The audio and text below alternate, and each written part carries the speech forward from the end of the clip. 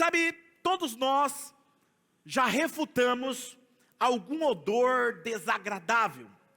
Existem alguns cheiros que nos trazem nojo, nos trazem uma certa repulsa, que nos faz nos afastar. Quem aqui já sentiu o cheiro de vômito? Engraçado vocês. Quem já sentiu o cheiro de ovo podre? E de carne estragada? Perceba que você não consegue ficar no mesmo ambiente que tem um cheiro desagradável. Por outro lado, existem alguns cheiros que são agradáveis e nós somos atraídos por essa fragrância, não é? O que dizer, por exemplo, de um bom cheiro de um arroz feitinho na hora e um feijão cozido na hora? E que tal aquele cheiro de café? Quem gosta de café? Quem não gosta, não é que eu estou sendo tendencioso. Cheiro de churrasco, principalmente nesse momento. Perceba que, e um bom perfume importado, aquela pessoa que usa aquele bom perfume importado, que o cheiro é tão bom que você faz questão de fazer assim: nossa, cheiro bom, não é? Existem certas fragrâncias que nos atraem, chama a nossa atenção. Por isso o título da mensagem de hoje é: o cheiro que atrai a presença de Deus. Espírito Santo, eu posso senti-lo nesse lugar. Meu coração acelera, minha voz embarga, porque eu posso sentir a nuvem da tua presença em nosso meio.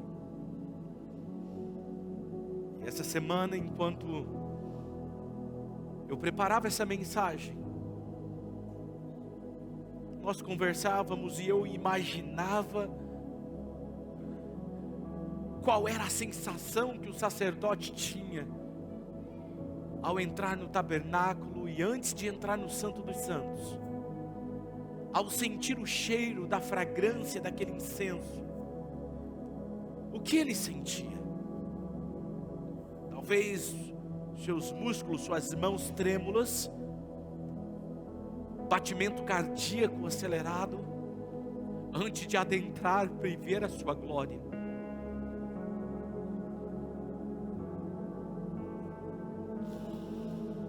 E é exatamente assim que nos sentimos quando o Senhor está presente em um lugar. Que o Senhor possa visitar a todos que estão aqui hoje sensíveis e receptíveis à tua presença. O Senhor não precisa esperar até o final dessa ministração. Manifesta-se, Senhor, aqui, em nome de Jesus. Amém.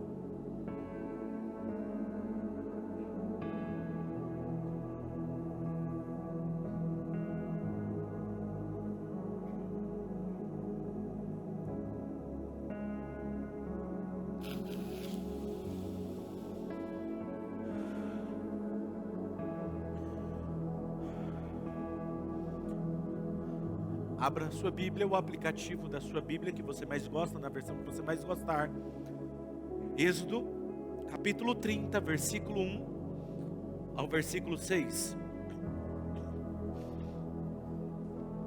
Diz assim: faça um altar de madeira de acácia para queimar incenso. Será quadrado, com 45 centímetros de cada lado e 90 centímetros de altura. Suas pontas formarão com ele uma só peça. Revista de ouro puro a parte superior, todos os lados e as pontas, e faça uma moldura de ouro ao seu redor. Faça 2 argolas de ouro de cada lado do altar, abaixo da moldura, que sustentem as varas utilizadas para carregá-lo. E use madeira de acácia para fazer as varas e revista-as de ouro. Coloque o altar em frente do véu que se encontra diante da arca da aliança, diante da tampa que está sobre ele, onde me encontrarei com você. Nos últimos domingos, nós temos estudado o tabernáculo e os seus elementos. Estamos olhando à luz da palavra de Deus e descobrindo o que eles nos ensinam, o que eles nos revelam e como aplicar isso em nosso dia a dia.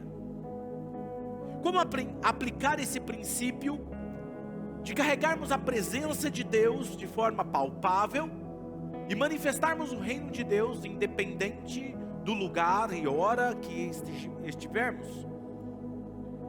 E este foi o pedido de Nicodemos a Jesus. Nicodemos disse a Jesus: impossível alguém fazer os sinais que o Senhor faz, se Deus não for com ele. E Jesus disse: impossível alguém ver o reino de Deus, se ele não nascer de novo. E eu quero lembrá-los que ler o Antigo Testamento, ele não é cansativo. Muito pelo contrário, ele é a sombra de coisas que viriam.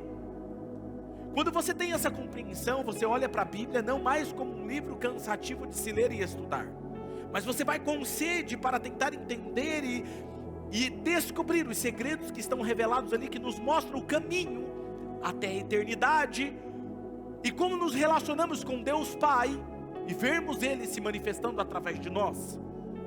Hebreus capítulo 10, versículo 1 vai reafirmar isso. A parte A do versículo diz assim: a lei dada a Moisés não é um modelo completo e fiel das coisas verdadeiras, é apenas uma sombra. Diga comigo, uma sombra. Uma sombra das coisas boas que estão por vir. Então nós estudamos aqui algumas mensagens anteriores. Se você não acompanhou a primeira vez, você pode acompanhar no nosso canal do YouTube, em nossas plataformas digitais. Nós estudamos que Jesus, quando ele disse eu sou o caminho, a verdade e a vida, ele estava se referindo ao tabernáculo, que ele era a maneira de acesso a Deus Pai. Nós estudamos também que o altar do sacrifício que ficava no pátio e a bacia de água que purificava, que fazia o processo de purificação, que era a palavra de Deus. Entrando tínhamos o santo lugar, que tinha a mesa dos pães da preposição. Nós falamos sobre isso também. E como cada um desses elementos significava algo em nosso corpo. E hoje nós vamos descobrir tudo sobre o altar do incenso. Perceba que quando você estava no pátio, você dava logo de cara com o altar do sacrifício, que é onde você precisa fazer uma escolha consciente e uma entrega voluntária. Logo você passava pela palavra, onde você se purifica constantemente sobre ela. Vai ao altar do sacrifício, vai na palavra, morre todos os dias e vai na palavra. E isso te dá acesso ao santo lugar, que tem a mesa dos pães da proposição, que tem um candelabro, e que em seguida, antes de entrar no Santo dos Santos, nós tínhamos um altar chamado altar do incenso, que deveria queimar incenso constantemente. A primeira pergunta que eu quero falar hoje com vocês é: de onde vinha esse cheiro? Esse altar ele deveria permanecer num lugar específico, e quando Deus diz para ele: olha, não pode ser qualquer lugar, ele precisa ficar entre a cortina que separa o Santo dos Santos do santo lugar. E quando agora eu quero que você imagine um altar de incenso, queimando incenso, e que essa fumaça, com esse cheiro, passava pelas cortinas, e que também enchia o lugar do Santo dos Santos com essa fragrância. Quando entrava nesse Santo dos Santos, nós vamos falar isso nas próximas mensagens, tínhamos a Arca do Concerto, que era onde Deus se manifestava, que era onde Deus estava. Diante do que nós lemos, o que significa o altar do incenso? Qual é a sua função dentro do santo lugar? Em primeiro lugar, o que nós devemos destacar aqui é que ele era o último móvel que o sacerdote deveria passar por ele para ter acesso à presença de Deus manifesta, ter acesso ao reino de Deus. Seria uma das coisas, todas elas são importantes, mas seria a antessala da manifestação. Agora veja, o altar do incenso ele só tinha uma finalidade para Deus, que era queimar incenso diante dele. Mas não poderia ser qualquer incenso. Não poderia ser, eu gostei daquele cheiro, eu vou incrementar o incenso. Não. Deus, ele diz que deveria ser único e exclusivamente para ele. Afinal de contas, a especiaria que era usada, as essências que seria usada, deveria ser exclusiva para o tabernáculo. Quem o fizesse para cheirar este incenso, receberia uma punição. Se ousasse alguém pegar aquelas essências, aqueles extratos, misturar e fazer algo para ele mesmo cheirar, ele seria punido. Olha o que o texto diz em Êxodo 30, versículo 37 e 38. Não faça nenhum outro incenso com a mesma composição para o uso pessoal.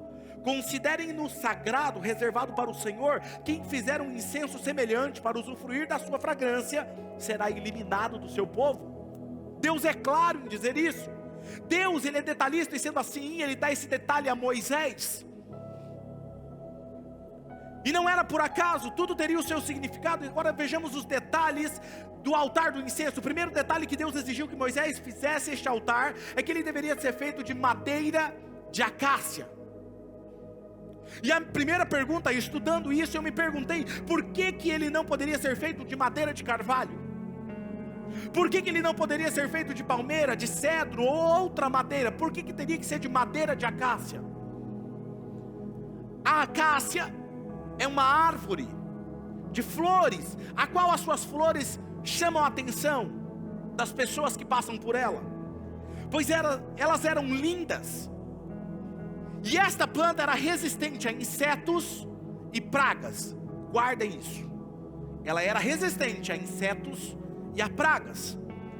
Outra qualidade da madeira de acácia era a sua durabilidade, a grande durabilidade dela. Ela durava muito, era uma madeira forte, resistente aos efeitos do tempo. Então não importa onde ela estava, se era no deserto, em algum lugar, ela resistia ao clima. Então ela tinha durabilidade. Agora preste atenção. Por a madeira de acácia representar uma madeira durável, resistente aos insetos e ao tempo, o primeiro significado da madeira, ela representa a humanidade de Cristo e a nossa humanidade agora nascida em Cristo. Ela representa.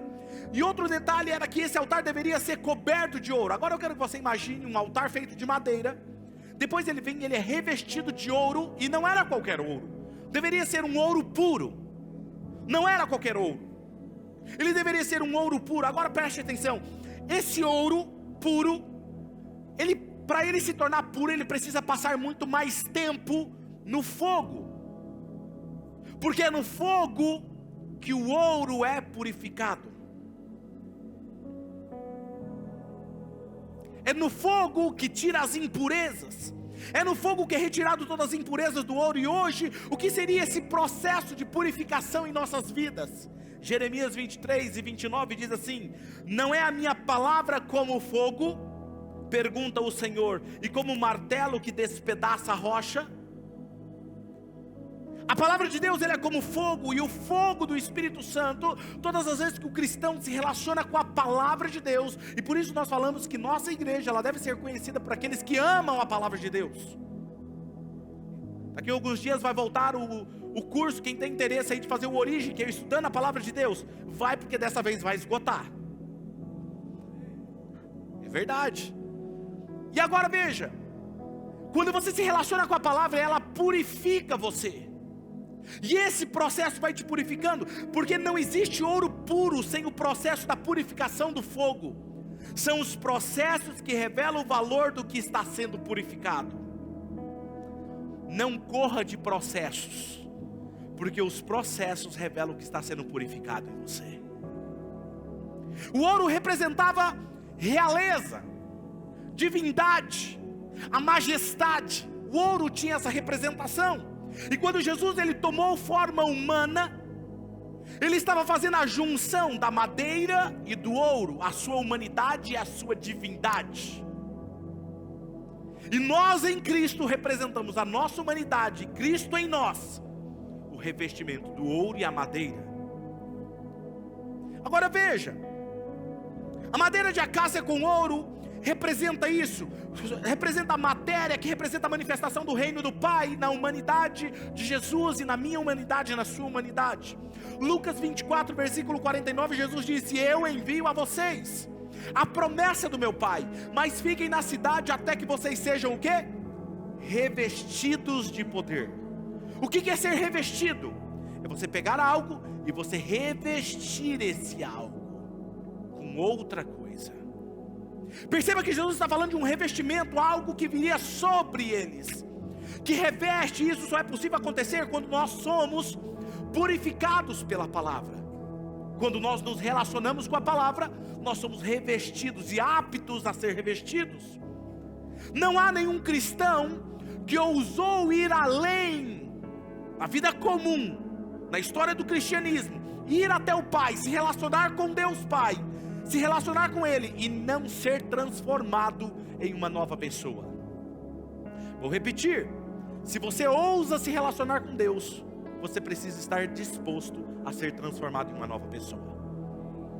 Um cristão que se diz cristão, diz que anda com Deus e a sua vida não se transforma à luz da palavra de Deus, ele está longe de ser um cristão.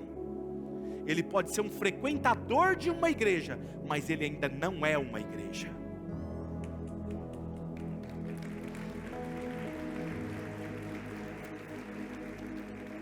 Enquanto você escolher viver uma vida com todos os seus pecados, com todas as suas inclinações, sem que você se achegue ao Deus Pai, baseado em uma cultura desse mundo, olhando para a Bíblia não como a sua regra de fé e prática, mas olhando para a Bíblia como um livro antigo que eu tiro o que eu quero da Bíblia, aceito o que ela me diz em algumas partes, outras não. Quando Jesus fala que me abençoa, então eu recebo, mas quando Ele fala que eu tenho que deixar os meus pecados, eu falo, isso aqui é para outro tempo. Quando eu faço isso, sabe onde eu estou? Lá no pátio, lá fora, decidindo ainda se eu vou passar pelo altar do sacrifício. Significa que eu nem passei pelo altar da morte primeiro. Estou vivendo um evangelho raso, nunca o evangelho pleno de Jesus. Porque a primeira coisa que Jesus diz: quando você quer me seguir, tome a sua cruz e siga-me. Sabe o que significa isso? Morra para você mesmo, depois você decide me seguir. Enquanto nós não decidirmos mudar os nossos hábitos, mudar quem nós somos, não fazer uma escolha consciente, como eu já disse, não é algo que Deus vem, toma você e você vai andar como zumbi. Não, é uma escolha consciente. Quando você vê aquelas pessoas vindo aqui à frente chorando, é uma decisão consciente e uma entrega voluntária. Diga comigo: entrega consciente, perdão, escolha consciente, entrega voluntária. Não se permitir ser moldado pela palavra de Deus só mostra que você ainda está indeciso diante do altar do sacrifício lá fora, vivendo raso. Mas qual é esse cheiro? Segundo ponto, que cheiro é esse? Êxodo 30, versículo 36 diz assim: moa parte dele até virar pó, coloque-o diante das tábuas da aliança, na tenda do encontro, onde me encontrarei com você. O incenso lhe será santíssimo, ou seja, ungido, separado. Perceba um detalhe importante que Deus diz: onde, coloque o pó do incenso, onde eu me encontrarei com você. Onde tem esse incenso moído, é onde Deus se encontra conosco. O que seria esse incenso sendo queimado? O que seria essa fumaça daquela essência sendo queimada? A fragrância onde tudo inundava aquele ambiente. A adoração e a oração. Diga comigo: adoração e oração. Se quisermos encontrar com a presença de Deus, depois de ter passado por tudo que nós já falamos aqui nesse processo, nós devemos saber que somente depois de uma profunda adoração e oração, Ele nos encontrará. Ele nos encontrará. O incenso da adoração nos faz passar o véu do santo lugar para o santo dos santos, que é onde está a presença dele. Observe esse detalhe que o sacerdote deveria fazer em Levíticos capítulo 16, versículo 12 e 13. Pegará um incensário, pegue isso. Ele pegava um incensário, que era um suporte, com uma corrente, amarrado, um suporte, e ele chegava no altar do incenso. Ele deveria pegar algumas brasas que estava queimando no seu incensário, pegaram um pouco do incenso. Então está aqui, ó, no santo lugar. Vamos imaginar que aqui é o santo lugar. Está queimando um incenso aqui, está inundando esse ambiente com cheiro, com a fragrância. Ele tinha que pegar o incensário com fogo e passar a cortina e entrar no Santo dos Santos. Aí ele dava de cara com a arca do concerto. Olha o que o texto diz: pegará um incensário cheio de brasas do altar que está perante o Senhor, e 2 punhados de incenso aromático em pó, tem que ser em pó, moído, e os levará para trás do véu. Porá o incenso no fogo perante o Senhor, e a fumaça do incenso cobrirá a tampa que está acima das tábuas da aliança, a fim de que você não morra. Escute o que ele fazia. Ele enchia aqui, tinha um fogo, pegava 2 porções de incenso em pó e entrava. Quando ele entrava no Santo dos Santos, ele tinha a arca. Aí ele colocava o incenso sobre o fogo, e aquilo enchia de fumaça e fragrância, e cobria a tampa da arca, para que você não morra. Agora escute, quando aquela fumaça cobria tudo, a nuvem pairava sobre o tabernáculo, e descia uma luz da glória de Deus sobre a arca. E aí isso é para um outro dia, uma outra pregação. Mas isso era o que tinha que acontecer. Ou seja, o cheiro que estava aqui era o cheiro que levava ele além. A adoração e a oração que te garante intimidade com Deus é a mesma que te leva a encontrar-se com Deus. Te leva de uma sala restrita para uma sala de intimidade. O cheiro da adoração é capaz de atrair a presença de Deus. É ela que te tira do ambiente da alma para o ambiente do espírito. Porque até aqui na alma, você está no santo lugar, no ambiente da alma, da sua consciência. Você ainda está no âmbito da alma. E quando essa adoração e essa oração te leva além, você entra no ambiente do espírito. Agora veja, por que eu estou afirmando o significado do incenso ser adoração e oração? Salmo 100, versículo 1 ao 5 diz assim: aclamem o Senhor todos os habitantes da terra, prestem culto ao Senhor com alegria, entrem na sua presença com o quê? Com cânticos alegres. Aí você vai me dizer assim: pastor, mas o senhor um dia pregando falou assim que adoração não é louvor, não é cântico. Calma, vou te explicar. Agora olha isso: reconheça que o Senhor é o nosso Deus e nos fez, e somos dele, somos o seu povo, rebanho do seu pastoreio. Entre por suas portas com ações de graças, e os seus átrios com louvor. Dê-lhe graças, bendiga o seu nome, pois o Senhor é bom e o seu amor é leal, é eterno, e a sua fidelidade permanece em todas as gerações. Ou seja, devemos entender que a adoração nos conduzirá a um nível de intimidade com Deus profunda. Mas nós já aprendemos que música não é adoração. E por que o Senhor está falando aqui que nós devemos entrar com música? Olha isso. Perceba, primeiro detalhe: não poderia ser feito incenso para si mesmo. Lembra desse texto que está lá em Êxodo, capítulo 30, versículo 37 e 38? Ninguém faça da mesma especiaria para o seu próprio cheiro. Ou seja, nunca traia adoração para você mesmo. Um dos mandamentos de Deus: adorarás ao Senhor teu Deus. Nunca atrai adoração para você mesmo. Se esse incenso é a adoração que nos conduz à sua presença, e ele deixa claro: não faça da adoração para você mesmo. Adoração no hebraico significa shakar. O que significa shakar? Significa prostrar-se em reverência e uma entrega total a Deus ou a uma realeza. Isso é adoração. Por isso que geralmente quando Deus toca alguém aqui, as pessoas simplesmente se jogam, se prostram e não conseguem levantar mais, porque está diante da majestade do rei. E aí as pessoas falam: pastor, mas eu não consigo levantar, não consigo mexer a perna, não consigo. Não é lógico, filho, o peso da glória, da majestade, você não consegue levantar. Olha isso. Quando há uma verdadeira entrega, uma entrega consciente, você não ficará alguns momentos em sua presença, você não terá apenas algumas lágrimas. Escute, quando o peso da presença dele vem sobre você, não é lágrimas que definem ele. Não é um arrepio: nossa, eu senti, ó. Não. Se ele vir, você pode ter certeza que você vai ser arremessado nesse lugar. E a única coisa que vai sair é um êxtase inexplicável de dentro de você. Quando você tem essa entrega voluntária e consciente, o próprio Deus se encontrará com você. Não é mais você que o busca, é Ele que o busca. Porque o cheiro atrai. A palavra adoração no livro de Apocalipse no grego é proskunel. Sabe o que significa proskunel? Diga comigo, beijo. Aproveitando o dia dos namorados. Beijo. Ou seja, adorar a Deus é subir até onde Ele está, beijar a sua linda face e voltar. É como se um cãozinho lambe a mão do seu dono. Rendição, entrega. Agora preste atenção.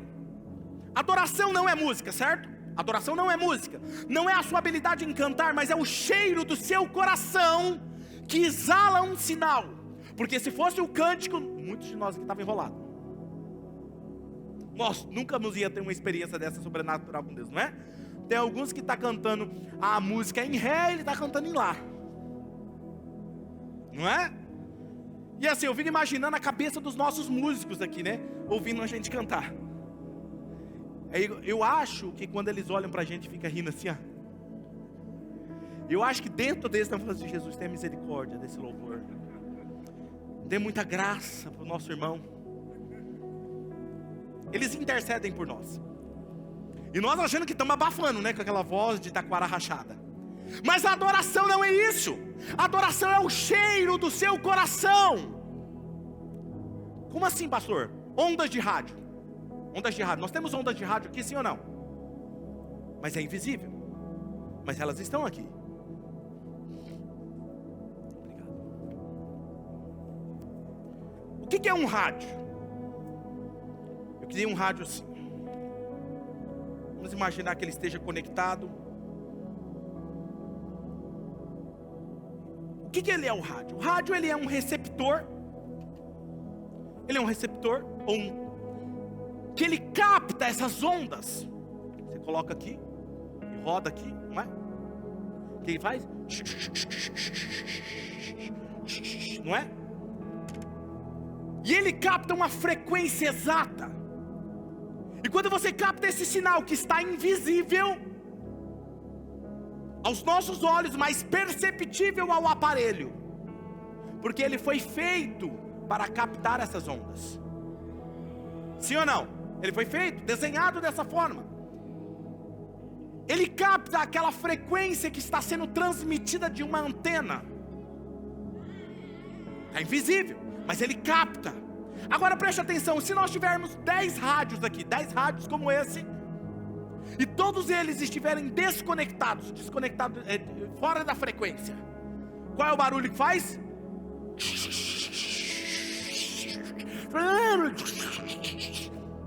Aí eu pego e sintonizo esse aqui.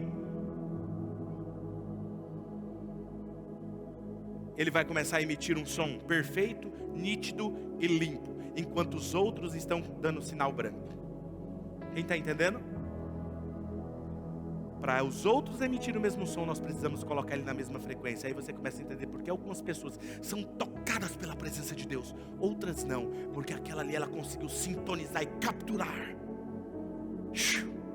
a presença. Escute. Agora eu vou dar a minha percepção da palavra do que é esse altar do incenso no nosso corpo. Se o tabernáculo é o nosso corpo, o nosso cérebro é o elemento dentro do tabernáculo, o altar do incenso que emite essa fragrância que atrai a presença de Deus. Segundo a ciência, o cérebro humano ele emite uma variedade de sinais elétricos que podem ser medidos e analisados. Esses sinais conhecidos como ondas cerebrais, que é resultado da conexão dos neurônios. Quem lembra do candelabro? Resultado dessa conexão dos neurônios que se comunicam entre si, emite esses sinais. As ondas cerebrais elas podem ser medidas usando uma tecnologia chamada eletroencefalografia, que detecta a atividade elétrica no cérebro através dos eletrodos colocados no couro cabeludo e capta esses sinais. E essas ondas cerebrais, elas variam na frequência chamada Hertz, ciclos por segundo, e são geralmente divididas em várias bandas de frequência, cada uma associada a diferentes estados da consciência. E eu vou explicar isso mais a fundo nos meus próximos livros, que eu vou usar um pouco da neurociência e vou falar também da epigenética, como que isso se adapta a nós.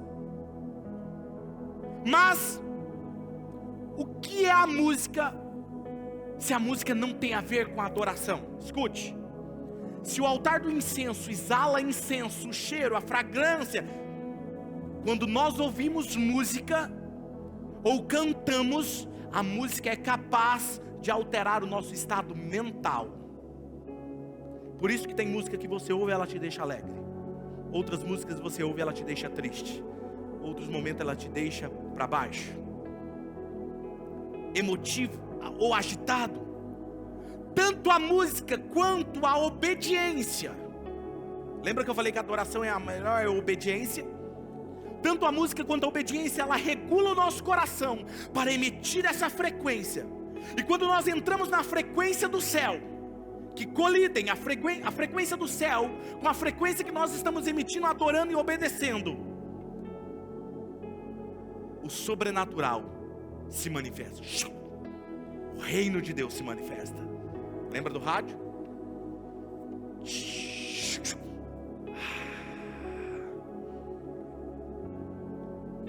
Lembra da madeira de acácia? A planta que era resistente a pragas, insetos. Pragas e insetos na Bíblia, elas são representadas por demônios. Quando você está conectado na frequência da adoração, demônio nenhum tem lugar em sua vida.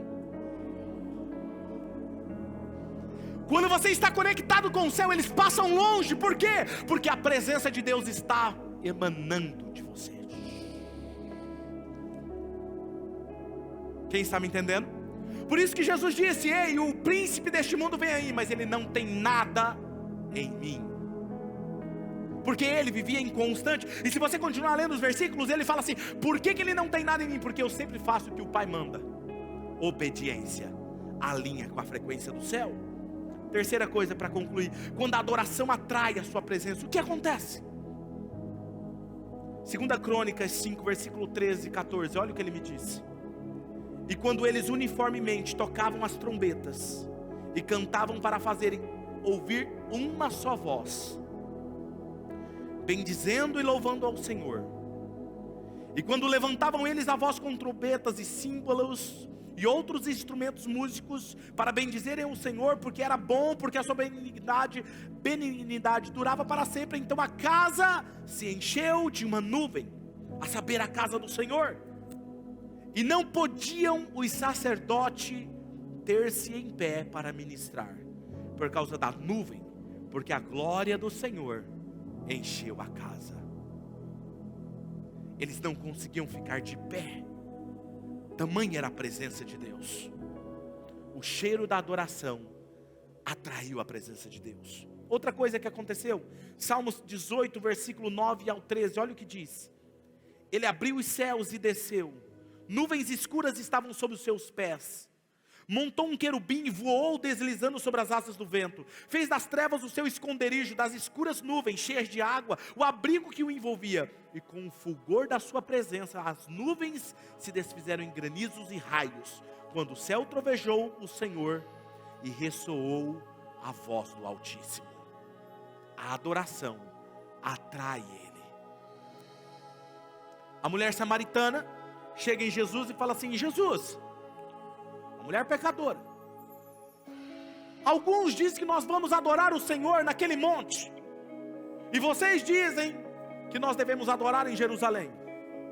Jesus diz: está chegando a hora que os verdadeiros adoradores adorarão nem lá e nem lá. Adorarão o Pai em espírito e em verdade. É no espírito, em todos os lugares.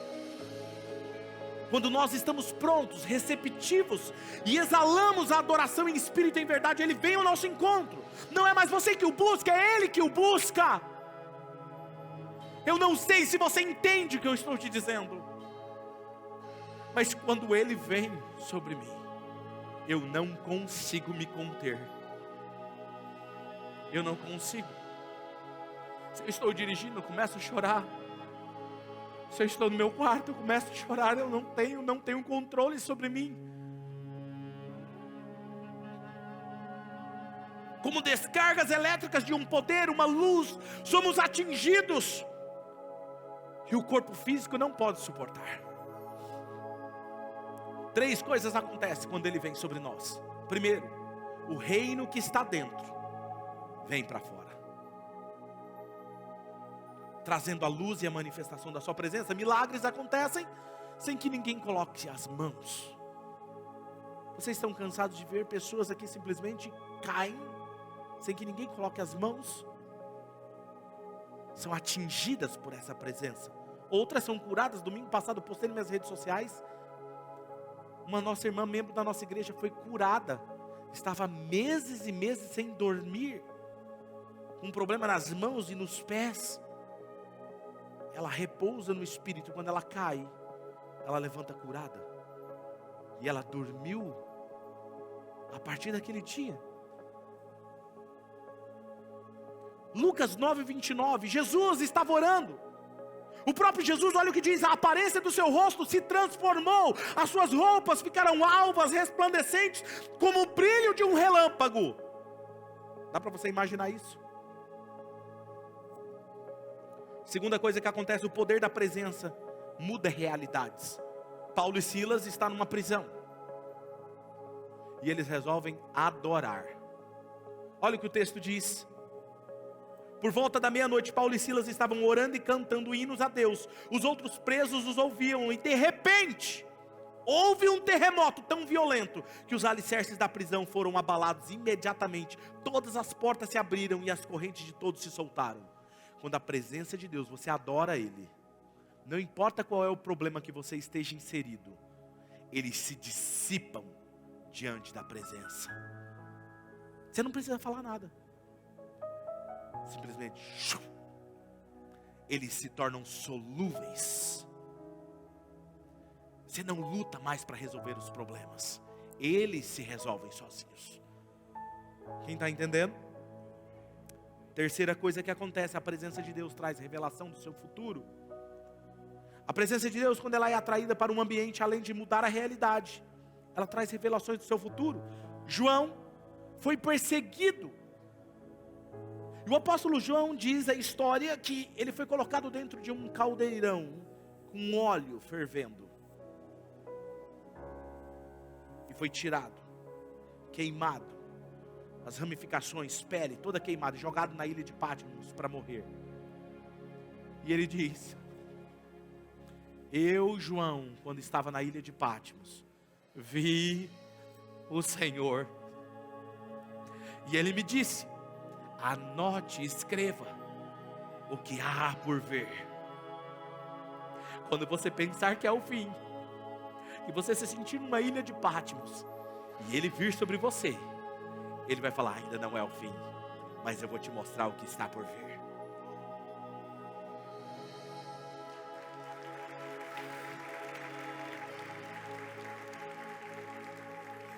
Eu, João, irmão e companheiro de vocês no sofrimento, no reino e na perseverança de Jesus, estava na ilha de Patmos por causa da palavra de Deus e do testemunho de Jesus no dia do Senhor. Achei-me no Espírito conectado a Ele.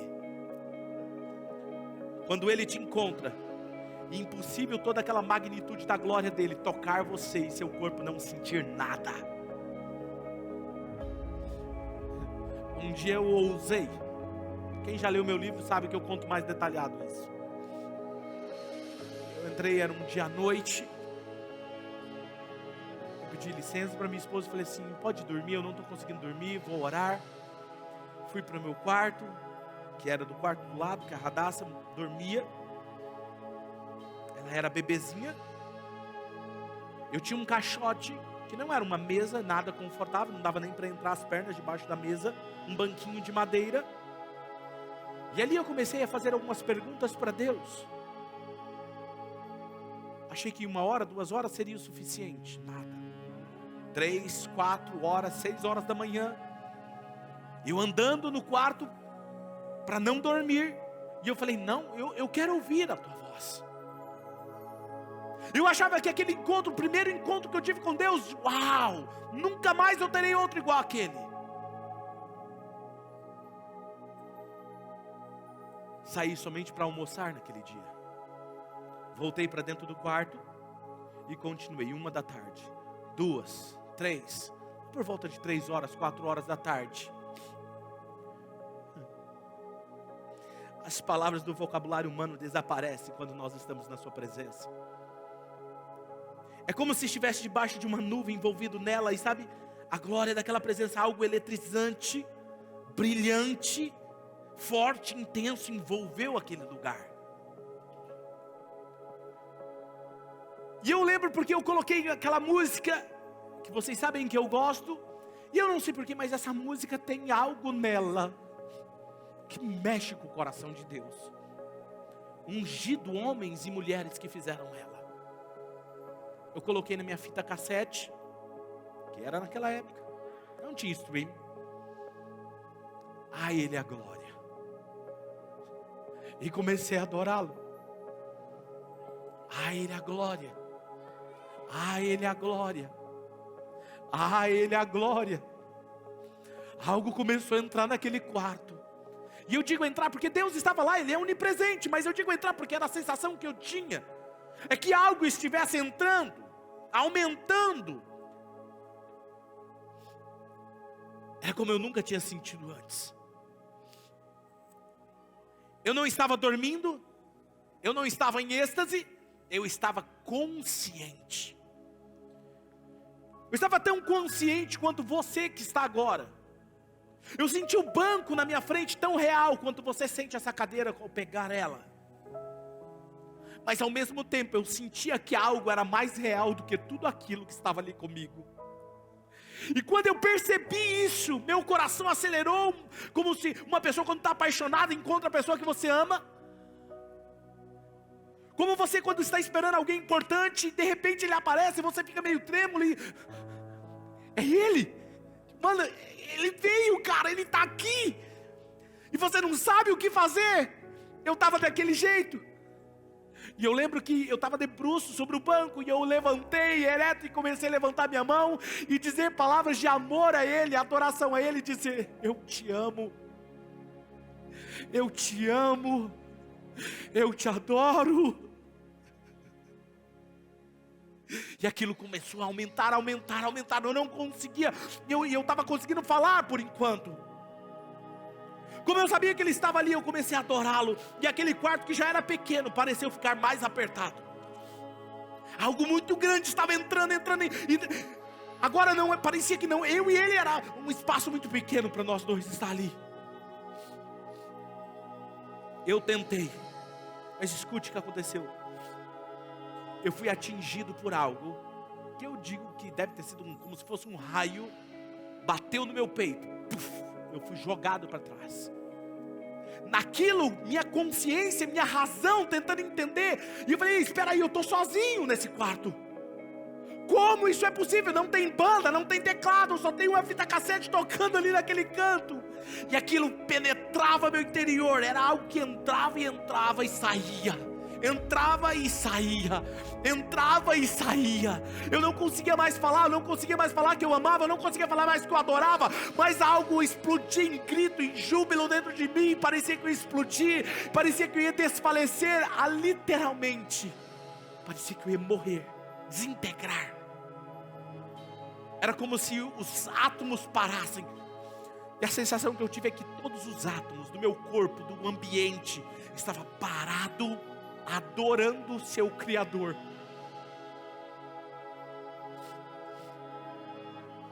O ambiente estava saturado daquela majestosa presença.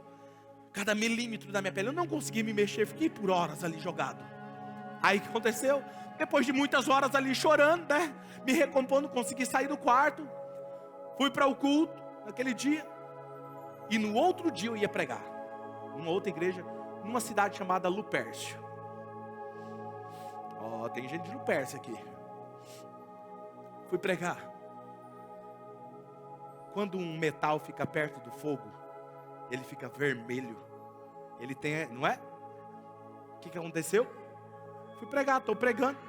No meio da pregação, Deus veio sobre o lugar. Uma igreja tradicional, que nunca ninguém tinha caído.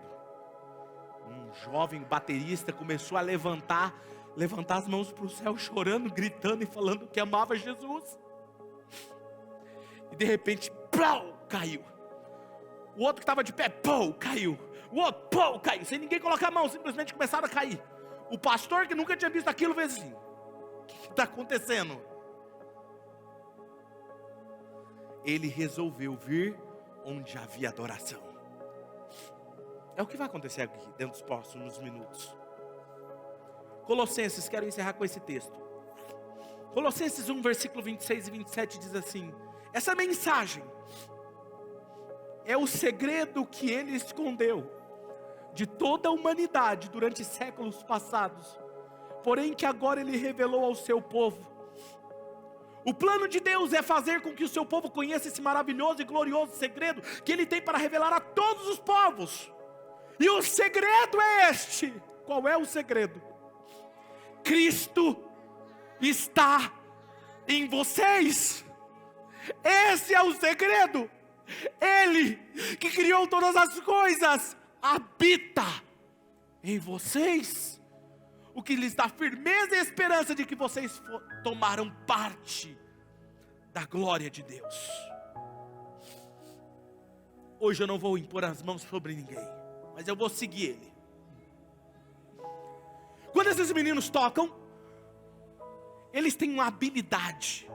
Quando eles entonam a voz num timbre, quando o coração deles está na mesma frequência da adoração do céu, Deus vem